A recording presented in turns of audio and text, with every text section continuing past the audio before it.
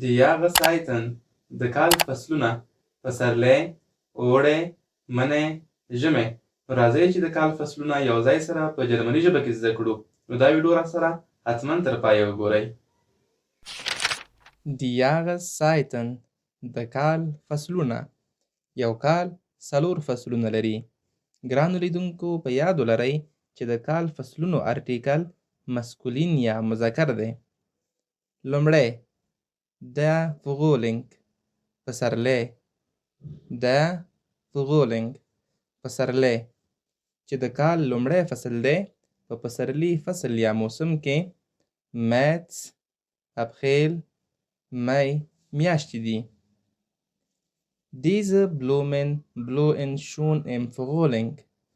دا ګلونه په پسرلي کې غوړېږي. Diese Blumen blühen schon im Frühling. دا ګلونه په پسرلي کې غوړېږي.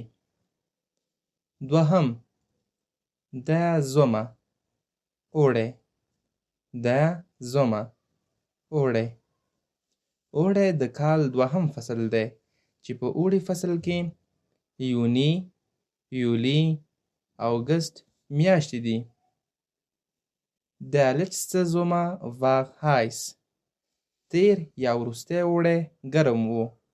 Der letzte Sommer war heiß. تیر یا وروستی اوړی ګرم و. دریم Der Herbst منی یا خزان.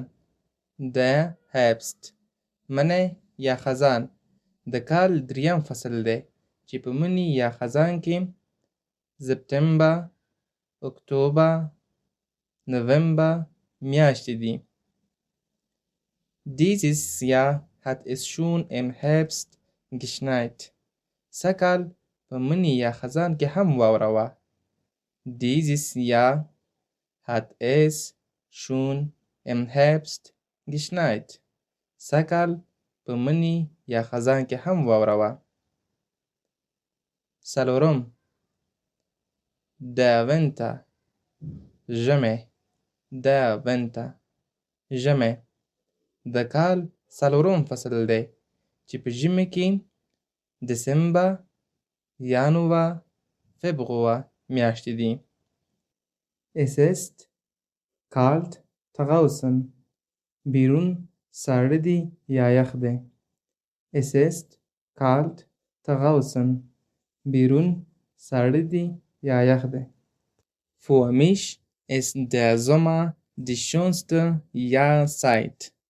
زما لپاره اوړی تر ټولو ښکلی موسم یا فصل دی. Für mich ist der Sommer die schönste Jahreszeit. زما لپاره اوړی تر ټولو ښکلی موسم یا فصل دی. ګرانو لیدونکو اوس راته تاسو خپل د خوښې موسم یا فصل کومنټ کې ولیکئ. ګرانو لیدونکو دا و په جرمني ژبه کې د کال فصلونه. هیله ده چې یو څه به مو ترېنه زده کړي وي. له هیره مو ونه باسئ چې ویډیو در سره لایک کړئ، شیر کړئ او خپل نظرونه مو راته په کومنټ کې ولیکئ. تر بیا مو په لوی او بخښونکي رب سپارم. Bis bald. Tschüss.